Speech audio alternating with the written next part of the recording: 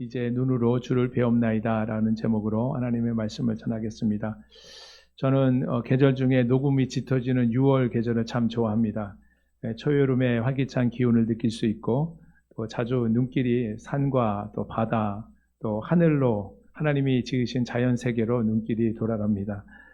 오늘 우리가 처음 찬양했던 것처럼 참 아름다워라. 주님의 세계는 저 아침 해와 저녁 노을, 밤하늘, 빛난 별, 또 망망한 바다와 늘 푸른 봉우리, 우리 하나님께서 창조하시는 창조의 세계를 바라볼 때 하나님의 주권과 권능, 그 능력을 느낄 수가 있습니다.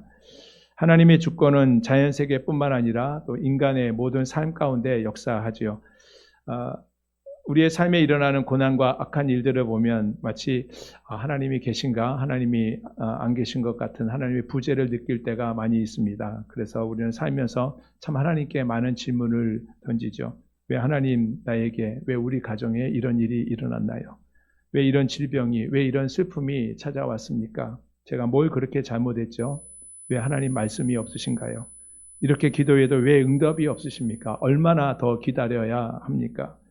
사실 우리를 가장 힘들게 하는 것은 그 고난 자체보다 오히려 그 고난의 이유를 모른다는 데 있을 겁니다. 병이 걸렸는데 그 이유를 모릅니다. 관계가 깨어졌는데 그 이유를 몰라요. 사업이 무너졌는데 이유를 모르고 하나님께서 침묵하고 계신 이유도 알지 못합니다. 오늘 본문의 욥이 바로 그런 고민 가운데 있는 사람입니다. 욥은 누구보다도 하나님 앞에서 경건하고 의롭게 살았던 사람입니다. 그런데 하루아침에 전 재산을 잃고 자녀를 잃고 자신의 건강도 잃고 모든 것을 다 잃어버렸습니다. 하지만 그 고난의 이유를 알지 못했습니다. 그것을 알기 위해 욥은 오랜 동안 고난의 시간을 지나야 했습니다. 그러다가 마지막에 욥이 놀라운 고백을 하죠. 오늘 본문 5절입니다. 내가 주께 대하여 귀로 듣기만 하였사오나 이제는 눈으로 주를 배움나이다. 오늘은 욥기 전체의 흐름을 우리가 살펴보면서 고난 속에서 하나님을 배움는다는 것이 어떤 의미가 있는지를 우리가 함께 생각하며 은혜를 나누고자 합니다. 욥기는 모두 42장으로 되어 있습니다. 1장과 2장에는 욥에게 일어났던 그 사건의 배경을 보여주는 그 도입부이죠. 욥기 1장 1절에 보면 욥은 당대 최고의 신앙인이었음을 이렇게 보여줍니다. 욥기 1장 1절 말씀을 같이 한번 보겠습니다. 같이 읽습니다. 시작. 우스 땅에 욥이라 불리는 사람이 있었는데 그 사람은 온전하고 정직하여 하나님을 경외하며 악에서 떠난 자더라. 욥의 고난은 하늘의 천상회의, 어전회의라고 할 수 있겠죠. 하나님께서 주재하시는 어전회의에서 사탄의 제안으로 시작됩니다. 욥은 신실한 사람이었고 그 신실함은 하나님께서도 인정하였습니다. 하나님께서 사탄에게 욥의 신실하심을 칭찬했는데 욥기 1장 8절입니다. 또 같이 읽겠습니다. 여호와께서 시작. 여호와께서 사탄에게 이르시되 내가 을 유의하여 보았느냐? 그와 같이 온전하고 정직하여 하나님을 경외하며 악에서 떠난 자는 세상에 없느니라. 예, 하나님께서 욥의 신실함을 사탄에게 칭찬하자 사탄이 하나님께서 욥에게 복을 주셨기 때문이다. 만약에 그 모든 것을 거두어 가시면 하나님을 반드시 욕할 것이라고 주장하며 참소하였습니다. 하나님은 사탄에게 욥의 생명은 건드리지 말고 그 모든 소유물을 치도록 허락하셨지요. 욥은 온전히 하나님을 경외했고 정직했고 악에서 떠난 사람이었습니다. 그리고 그가 살고 있던 우스 땅에서 가장 부자였고 가장 존경받는 사람 중에 한 사람이었습니다. 그런데 모든 재산과 10자녀를 하루아침에 잃고 말았습니다. 그런데 욥의 이와 같은 비극적인 상황 속에서 욥은 하나님을 원망하지 않고 오히려 찬송했습니다. 그 이유를 알 수 없는 너무나 엄청난 일을 갑작스럽게 경험했으니 아마 욥은 정신을 제대로 차릴 수가 없었을 겁니다. 이번에 욥은 자신의 발바닥부터 머리끝까지 악성 종기가 나는 그런 고통을 겪어야 했습니다. 욥의 아내가 질그릇 조각으로 자기 몸을 긁고 있는 욥을 바라보며 차라리 하나님을 욕하고 죽으라고 말합니다. 그때도 자기 아내에게 우리가 하나님께 복을 받았으니 화도 받지 않겠느냐라고 말하며 입술로 범죄하지 않았습니다. 그러나 욥은 자신에게 일어난 이러한 일련의 일들에 대해서 의문점을 갖지 않을 수 없었습니다. 욥은 자신이 겪는 상황에 대해서 하나님께 질문합니다. 사람들은 대부분 고난이 올 때 하나님을 떠나지요. 그러나 욥은 하나님께 대한 신뢰를 가지고 하나님께 질문하며 대화하기를 간절히 원했습니다. 욥은 하나님께 질문합니다. 믿음은 문제가 없는 것이 아니죠. 질문이 없는 삶의 상태가 믿음이 아닙니다. 고난의 문제를 가지고도 하나님께 나아가는 것이 믿음의 모습입니다. 멀리서 고난당하는 욥을 위로하기 위해서 세 친구가 찾아왔습니다. 그들은 처음 일주일 동안은 아무런 말 없이 욥의 욥을 곁에서 지켜주었습니다. 고난 속에 있을 때 말없이 곁을 지켜주는 그것만 가지고도 고난당하는 자에게는 큰 위로가 됩니다. 욥기 3장에서 욥은 모든 소유와 자녀를 잃고 또 지극히 극심한 육체의 고통을 겪으면서 자신에게 닥친 고난의 이유를 알기 위해서 하나님께 끊임없이 질문합니다. 하지만 응답하지 않으시는 그 하나님으로 인해 죽음의 절망 가운데서 자신의 생일을 저주하며 탄식하는 욥의 모습을 보게 됩니다. 욥기 4장부터 37장까지 이 긴 장 속에서 욥은 세 친구 엘리바스, 빌닷, 소발 그리고 젊은 엘리후와 긴 그 변론을 이어갑니다. 탄식하는 욥의 모습은 탄식하는 이게 욥의 모습을 보면서 욥의 세 친구의 입이 이제 포문을 열기 시작합니다. 친구들은 고난의 원인을 두고 욥에게 인과응보의 원리를 적용해서 내가 죄를 지었기 때문에 이렇게 벌을 받고 있는 것이다. 하나님께 회개하면 하나님께서 용서하실 것이라고 설명합니다. 하지만 하나님께서는 그들의 설명을 인정하지 않으시죠. 왜일까요? 그것은 그들이 하나님을 공식처럼 생각했기 때문입니다. 오늘날에도 그렇습니다. 우리는 늘 이유를 찾습니다. 왜 망했는지, 왜 실패했는지, 왜 아픈지, 왜 기도의 응답이 없는지 뭔가 이유가 있을 것이라고 생각합니다. 욥과 세 친구들은 각각 세 차례에 거친 오랜 논쟁을 펼쳤습니다. 그 이후에 엘리후와도 논쟁이 이루어졌죠. 그들은 하나같이 욥이 죄를 지었기 때문에, 죄가 많기 때문에 이와 같은 고난을 당한다고 말했습니다. 욥이 얼마나 오랫동안 하나님의 응답을 듣지 못하고 고통 가운데 있었는지 우리는 그것을 알지 못하죠. 신앙이 없다면 모를까 누구보다도 하나님을 신뢰하고 있던 욥에게 가장 큰 고통은 하나님의 침묵이었습니다. 그러다가 그토록 오랜 기다림 끝에 마침내 욥이 하나님의 음성을 듣는 날이 옵니다. 욥기 38장부터 41장까지 침묵하시던 하나님께서 폭풍 가운데 욥에게 나타나셔서 말씀하시는 장면을 보여주는데 하나님은 욥이 지금까지 겪고 있던 고난의 이유에 대해서 한마디도 설명하지 않으십니다. 욥기의 독자인 우리는 이미 그 욥기를 다 읽었기 때문에 욥기 1장과 2장에서 나오는 하나님께서 주재하셨던 천상의 회의, 어전 회의에 대해서 잘 알고 있죠. 그러나 하나님께서는 그 일에 대해서 말씀하지 않으십니다. 또 사탄의 참소로 인해서 욥이 당하는 고난에 대해서도 1절 말씀하지 않으셨습니다. 하나님은 욥에게 고난의 이유를 말씀하시는 대신에 우주의 만물을 창조하신 이 창조의 질서들 그리고 모든 통치에 대한 수많은 질문을 욥에게 던지십니다. 그 질문을 통해서 하나님이 어떤 분이신지를 보여주시죠. 욥기 38장 1절과 3절에서 하나님은 폭풍 가운데 나타나셔서 욥에게 강력한 질문으로 말씀하시는데 우리 욥기 38장 1절에서 3절 말씀을 함께 보겠습니다. 같이 읽겠습니다. 시작. 그때에 여호와께서 폭풍우 가운데에서 욥에게 말씀하여 이르시되 무지한 말로 생각을 어둡게 하는 자가 누구냐?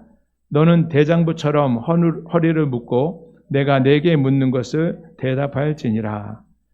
하나님은 당신의 섭리를 다 알지 못하면서 겉으로 드러난 현상만을 바라보고 하나님께 불평하며 원망하고 있는 욥의 고난을 책망하시죠. 그러면서 38장 4절부터 41장까지 하나님께서 무수히 많은 말로 욥에게 질문하십니다.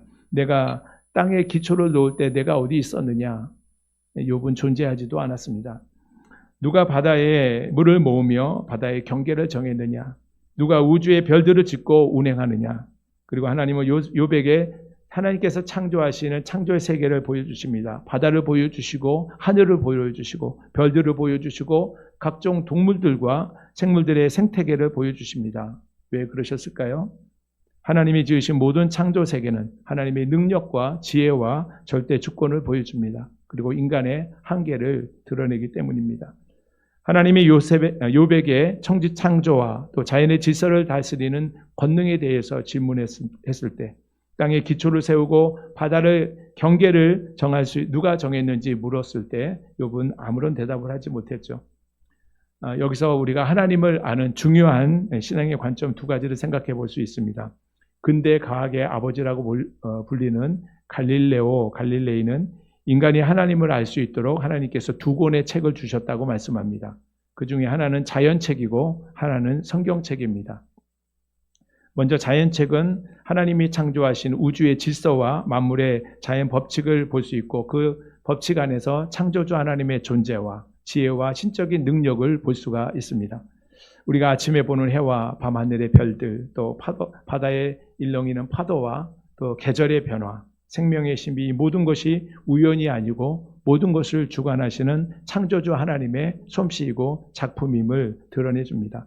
성경 로마서 1장 20절에 보면 창세로부터 그의 보이지 아니하는 것들 곧 그의 영원한 능력과 신성이 그가 만드신 만물에 분명히 보여져 알게 된다고 말했습니다. 그러므로 그들이 모든 것을 하나님 없다고 핑계할 수 없다고 말씀하고 있습니다. 여러분 바다에 서서 거세게 일렁이는 파도를 보시면 무엇이 생각나십니까? 높은 산을 바라볼 때 무엇이 보입니까? 갓 태어난 아이를 안아볼 때 어떤 느낌을 가지셨습니까? 신앙의 눈을 열리면 창조주 하나님의 능력과 지혜와 위엄이 보이게 됩니다. 욥은 자신에게 닥친 고난의 문제를 바라보다가 하나님이 하신 질문과 하나님이 보여주신 창조 세계를 바라보다가 비로소 자신의 문제보다 하나님이 훨씬 크시다는 사실을 발견하게 됩니다. 이처럼 자연 세계는 우리에게 하나님이 계시다는 사실을 잘 보여주지요. 그러나 하나님이 어떤 분이신지 충분히 알지는 못합니다. 그래서 하나님께서 두 번째 책을 우리에게 주셨으니 그것이 바로 성경입니다. 종교개혁자 존 칼빈은 성경은 하나님을 보는 안경이다라고 말했습니다. 우리가 어떤 것을 쓰고 보느냐에 따라서 어떤 색깔의 안경을 쓰고 보느냐에 따라서 세상이 달라 보이듯이 우리가 성경을 보고 세상을 바라보면 하나님을 발견할 수가 있는 겁니다. 근데 원래 인간은 죄로 인해서 영적인 시력이 흐려졌습니다. 그래서 자연 만물을 바라보아도 그 안에서 충만히 거하시는 하나님의 존재를 하나님의 임재를 보지 못하고 하나님의 존재를 느끼지 못하게 되었습니다. 아까 앞서 로마서 1장 20절에 말씀한 바와 같이 하나님이 창조하신 자연 만물에는 이미 하나님의 지혜와 능력과 신성이 깃들여져 있습니다. 창조주 하나님의 솜씨를 발견할 수 있도록 다 새겨 놓으셨죠. 여러분 지나가다가 풀숲에 있는 야생화 하나를 자세히 들여다보십시오.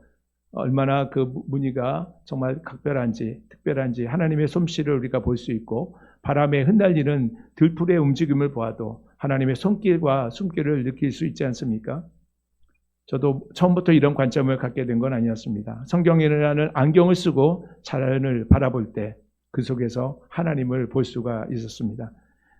성경 안에는 창조주 하나님의 사랑과 인간 구원의 구체적인 계획이 명확하게 명시되어 있습니다.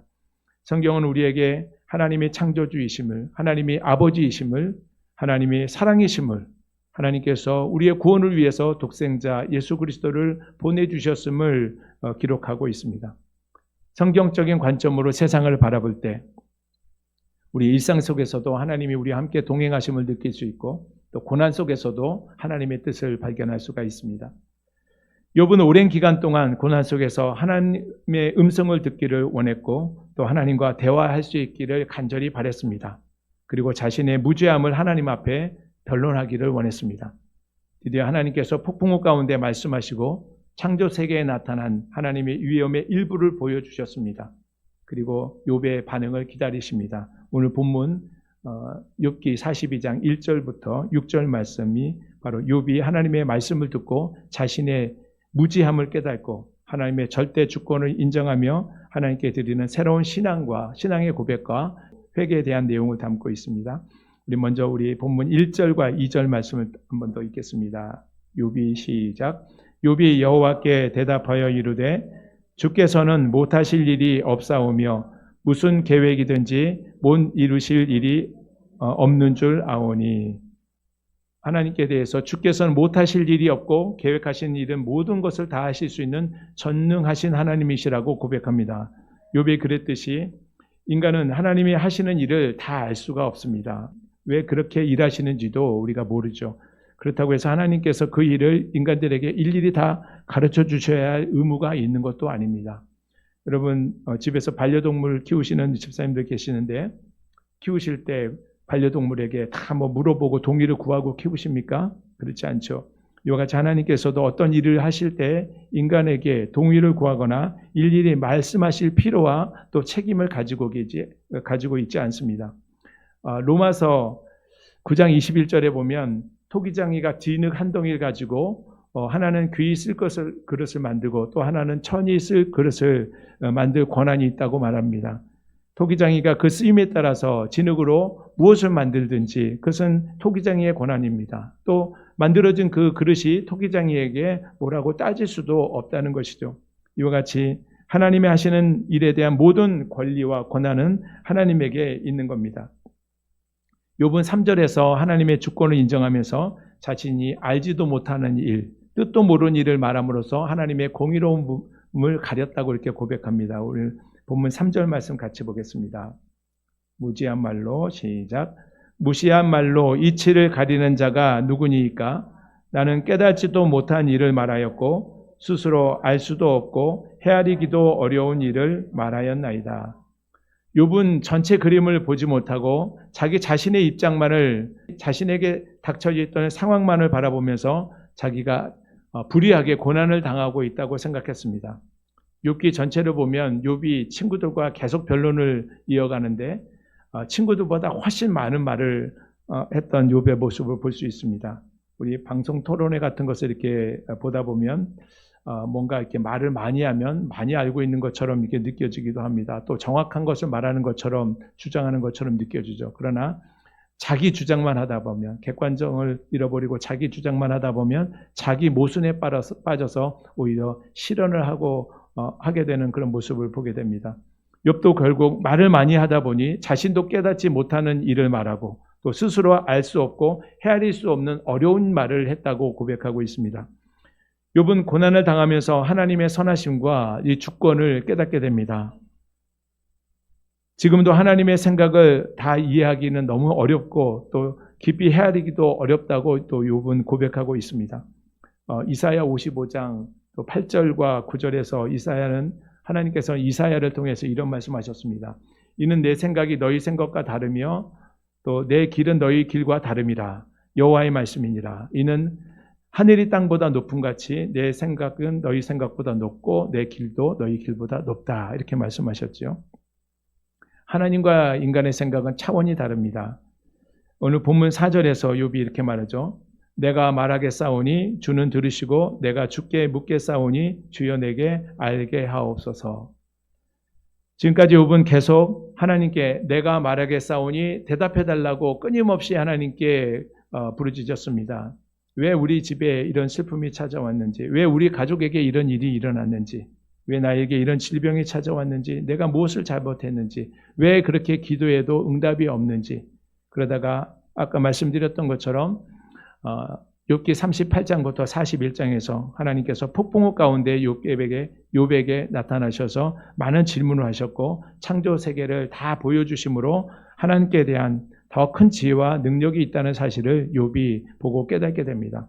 그 전까지 욥은 하나님을 알고 있으면서도 절대적으로 순종하지 못했습니다. 하나님께 대한 소망은 있었지만 절망 가운데 무너지는 욥의 모습을 보여주었습니다.